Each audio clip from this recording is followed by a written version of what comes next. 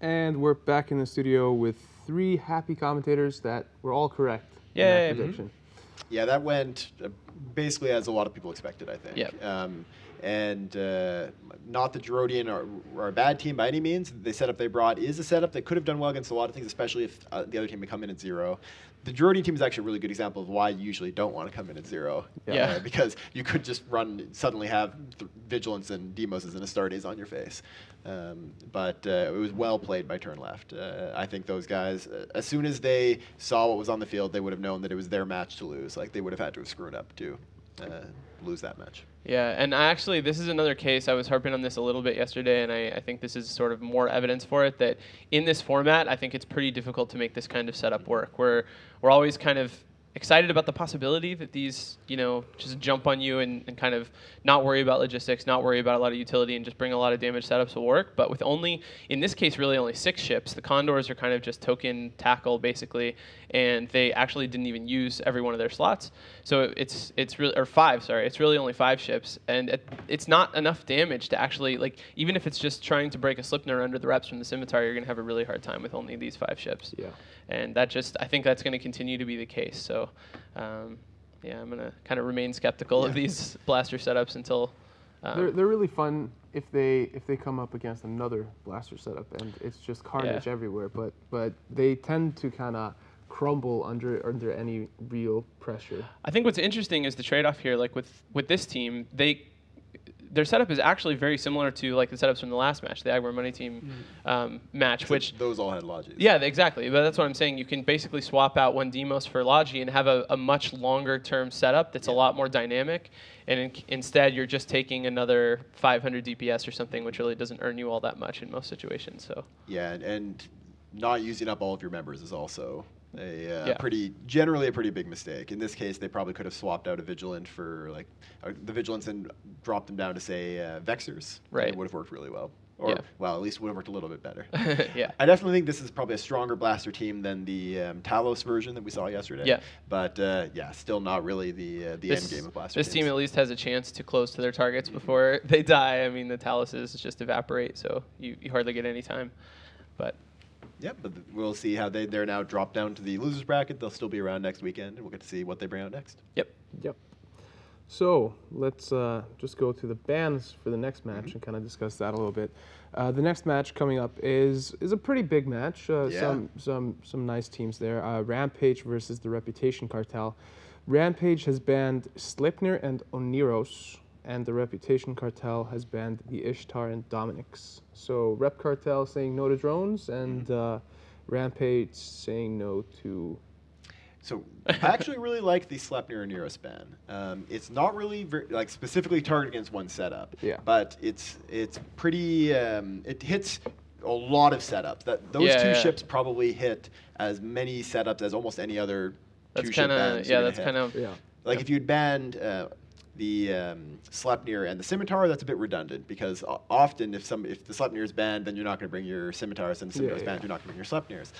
Banning the Sleipnir and the Oniros blocks a lot of setups. Actually, that blocks almost every setup we've seen today. I was going to say that was the first thing I thought of, is we've seen those 2 ships in almost every single match. And so yeah, that means if you're trying to just get people out of their comfort zone, or at least out of the sort of tournament's overall meta comfort zone, then it's a pretty solid ban. Yeah, and it's one thing we don't really talk about all that much. The fact that for these teams, the logistics of having all your teams ready to go, having knowing what you can replace with if you get stuff banned, of buying new ships and getting them fitted, it's a lot of pressure, and people will make mistakes when you put them under that kind of pressure. Yeah, keep in mind that they're making these bans how long before the matches actually start? 45. 40. Okay, so they're they only have 30 minutes or something to get their setup together, and that's not a lot of time. It's hard to fit ships and have, really what they're doing is having enough setups ready that they can just pull from a bag, but you have to have a lot to field against bans like that. And we've seen what happens when teams try to scramble, like we've seen the Navy Dominix is trying to replace Dominix. Right, just to swap something in. Yeah, and that just doesn't work out usually. Are there any alternatives that do work though? Like for instance, is there anything that can replace either the Sleipnir or the Oniros in these setups? The Sleipnir, you can. It's shown to be probably the best ship in that slot, in that job. But we've seen, like yesterday we saw Absolutions do something similar. In the past, we've seen Tech 3 Cruisers kind of be a similar core for teams, either Legions or Proteuses. Claymores also are pretty solid. Yep. So there are other options, but it's definitely one of the best. And Oneros. So a lot of those other options, like if you wanted to bring Absolutions or Proteuses or Astartes, you're probably going to want an Oneros with those. So banning out both the Sleipnir and Oneros does actually block a lot of those things. It means that if you want to, like you can bring a Guardian with them, but the Guardian's not really as good for a tournament format. Seen Ham Tengus. Yep. Could do that. You can only stick with Shield Logistics in that case, but. So, with them banning out those 2 ships, what are they looking to bring? Like, are they looking to come from behind with something completely out of the left field, or? It doesn't tell you a lot about what they wanted to bring. Probably just means they have something they're comfortable with that doesn't rely on those ships, and so they're just happy to make somebody else have to, do something that is a little more out of the box, and then not disrupt themselves at all because they already have something in mind. Yep, and the Rampage guys did do some excellent work with logistics frigates yesterday. So they brought the double Inquisitors and did some great work with that. So maybe they're going to bring something like that back that doesn't rely on, like an armor tank setup that doesn't rely on the Oneros. Yeah. So, if you're watching this and you don't play EVE Online and you would like to try out EVE Online, there is a trial button underneath the stream that you can click and sign up to get a free 14-day trial and go check out the game. I think that's all I wanted to plug for that one. It's a good game. I highly recommend. Yeah. It is a good game. You can play with us, although we won't tell you who we are. But yeah. We might tell you. I've always really wanted to try out, like to try and like have a CCP character that's just exposed and it's just called CCP something, and see like what would happen. Would people generally be nice, or would you just be ganked the entire time?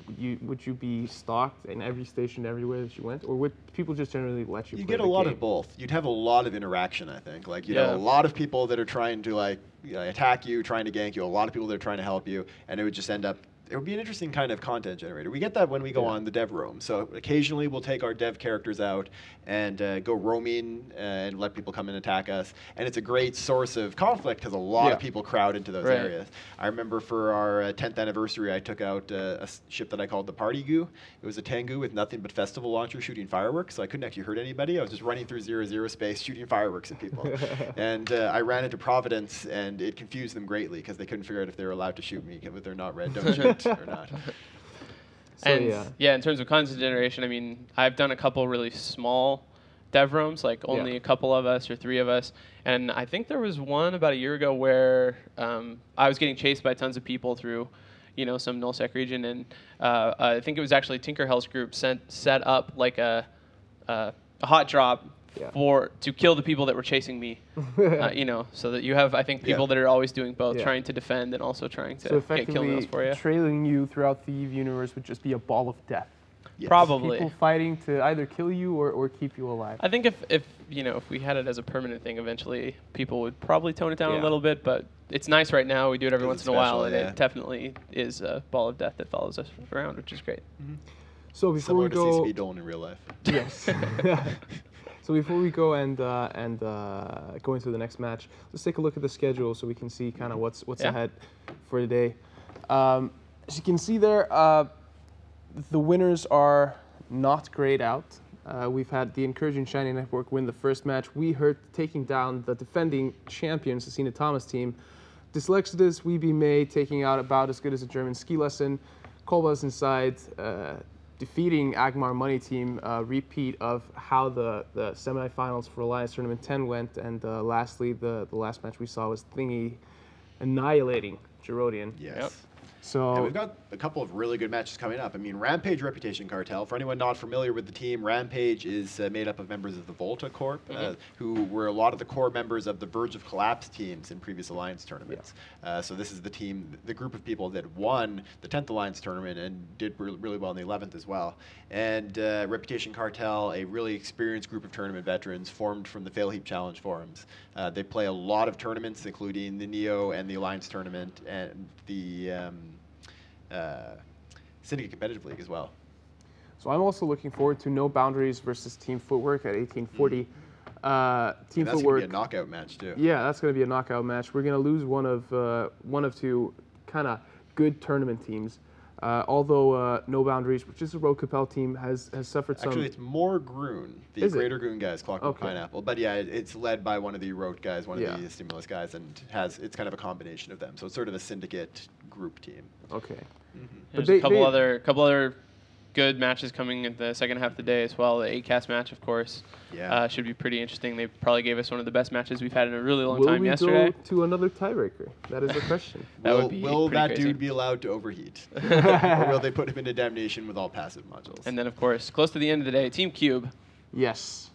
Crowd favorite. I'm so sad that we have to wait so long to see Team Cube stop. No, I think the longer we can just enjoy the hope that he'll kill one spaceship is probably for the better. He's going to bring the cube squared setup as. I am very interested to see what adjustment he'll make after yesterday. And I'm pretty interested in seeing if the team that's fighting against him, which is Epic Fins, if they'll bring something that kind of tries to counter the fact that he is a one person, or if they'll just bring a normal. Speaking of countering him, I have a question. If you're the team fighting him, Fins, or isn't Epic it? Fins. Yeah, Epic Fins. Do you ban the Nightmare? No. I ban the Dominics. I would ban the Dominics so hard. I just make both my bans the Dominics. He had Dominics as banned against him last match. That's like, if I was him, the best tactic I can think of for a multi-boxer is bring 3 Dominics, is bring them at like somewhere in the arena, and then just micro jump drive them in Starburst and assign them to one dude, and then just play on that guy. But the Nightmares weren't so good. No, they didn't really do the job. Unfortunately, but we'll see him fight again. We'll see. I'm looking forward to it. We can wait and find out what happens. I can see he's talking talking in Twitch chat, and he was disappointed with his performance yesterday, but he's a record breaker. I mean, this is the first ever solo tournament player participant. At least that we're aware of. Our hearts. Yeah, exactly. That's what matters. And maybe like in a couple of years, everyone will just be multi-boxing. It'll just be the IS Boxer It sounds tournament. like a terrible tournament. And he'll be the Trailblazer. And Great. Yeah. Battle just Cube, be Garmin. we're not disappointed. Every team will be Garmin. You are still the team of our heart. So. Any other matches that are super good? In 2 matches, we're going to get to see Warlords to Deep again. So they're up against Providence. The Providence Wizards, that's a rough draw for them. But, I mean, they're not... I don't think they're going to be able to beat Warlords to Deep. It would be incredibly impressive if they could. But even if they don't, they're still in the winner's bracket, so they just drop down and continue playing. But getting to see what Warlords does is always going to be good. I mean, these are some of the best tournament players in the game. Yeah. Definitely. So if we go and check out some of the recent tweets on the hashtag NEO2 hashtag, we have here Isfa of Rivia says CCB Fozzie has some really long fingers. I don't know. That's a pretty that could be a pretty two-sided comment. Maybe that's a compliment. I do. I have very big hands and very big feet. You know what they say about a man that has really big hands and really big feet and a big nose and big ears? You better be packing, because that's one ugly dude. So, in case you guys didn't know, Icelanders really like bad jokes. Something you find out when you move here. You hear a lot of them. Atelier Muse says, lazy Sunday morning, drinking coffee and watching the at EVE Online NEO2. We're really pleased to have you with us, and I hope that you're enjoying the show. Kalik Dossi asks, why do Slipners now look like the Hurricane? That's actually something that so we actually recently changed the way that half of the command ships look to have them match more closely with the type of weapon systems that their Tech 1 counterparts use.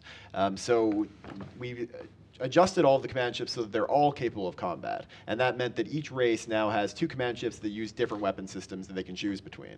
And in the case of Minmatar, now the Claymore is a missile ship that can do good missile damage. The Sleipnir is a autocannon ship that's in a lot of ways very similar to the way it's always been performance-wise. But because that matches more closely to the way the Hurricane flies, we decided to have that continuation go. So if you see a ship that looks like a Hurricane, it's going to be a similar type of ship no matter what. It's going to be more powerful for the Sleipnir and do other kind of great things with the shield boosting, but you know you're going to be up against autocannons. If you see a ship that looks like the Cyclone and the Claymore, then you know you're going to be up against missiles. So it provides that kind of consistency. We did the same thing with the Absolution turning into the Harb Hull, with the EOS turning into the Myrmidon Hull, and with the Nighthawk turning into the Drake Hull. Yeah, definitely. And that's a part of this kind of ongoing initiatives, balancing everything and making everything kind of easier to apprehend. Yeah, in general, we want to try to make EVE be a game that's hard to figure out exactly what you should do, but getting the information required to make those choices should be as easy as possible. Yeah. So we have a patch coming up soon. That's going to be pretty exciting. There's a lot of really cool stuff in it. A lot of it is on our Singularity test server right now. We're getting some great feedback there. Is there anything in specific that you can say that we already divulged? Yeah, I mean, there's quite a few things. We're doing some rebalancing to some of the Tech 1 frigates and cruisers. We're doing adding new hull repair drones. Yeah. We're adding a bunch of great UI tweaks, including to the directional scanner that I'm really excited about. CCP Carker has been working really hard on it. You've got a pretty big change to drones coming in, Raz. Yeah, we're making the long-anticipated drone assist change, so capping the number of drones that can be assisted to one character in an attempt to kind of improve the quality of life in nullsec in a couple different ways. So that's definitely big news. And then also doing some changes related to the Sisters of Eve ships.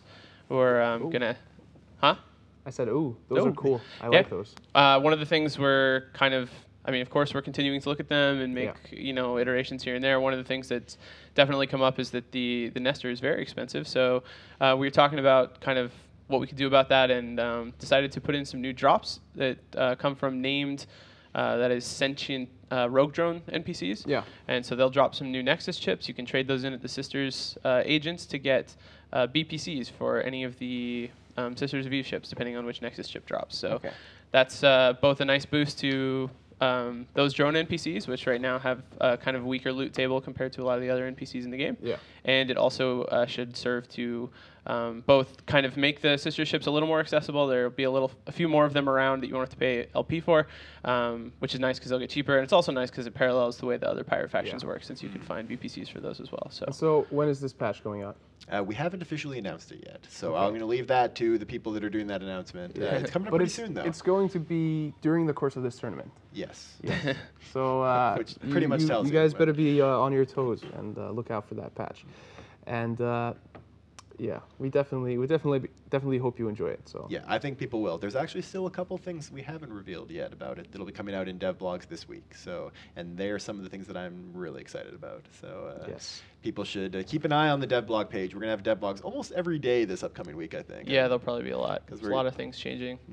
Turned out to be a lot of stuff going into this patch. Kind of crept up on us, but yeah. We have a lot of stuff that people should be keeping their eye on. Obviously, this tournament, and then also you can find. We're gonna have a live studio audience here for the finals night on Sunday, March 16th, if I'm correct in that. Yep, I think that's right. And that's we have 100 tickets up for grabs. It's neolive.eventbrite.com, if I'm remembering that correctly from CCP Dolan here earlier.